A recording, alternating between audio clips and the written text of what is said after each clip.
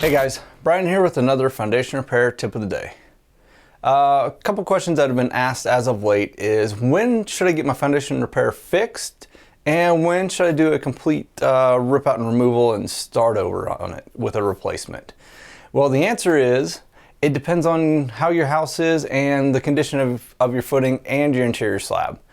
And we can look at it two ways. So if your interior slab doesn't have any steel in it, but your exterior footing is in still good condition, we can actually saw cut out the interior portion of your slab and then re-pour it, dowel it in, and make it reinforced once we do the lift, and it's going to be perfectly good as new. And your footing is going to be reinforced and strengthened with the foundation repair that we did previously.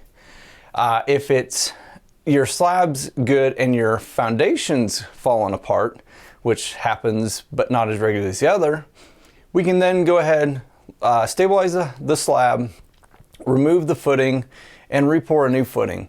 Typically we don't do it on slab on grades, we do it more so on raised foundations and do it to stem walls that are failed, mainly because they're an older style house with older construction and just not as good of concrete or steel reinforcement. Hopefully that helps out. And at the end of the day, feel free to give us a call and we can definitely come out, take a look at your foundations. We have guys reviewing foundations every day of the week, multiple homes a day, just to take a look and give you the confidence you need to feel good about what direction you want to go with your house. So hopefully that helps out and we look forward to hearing from you soon.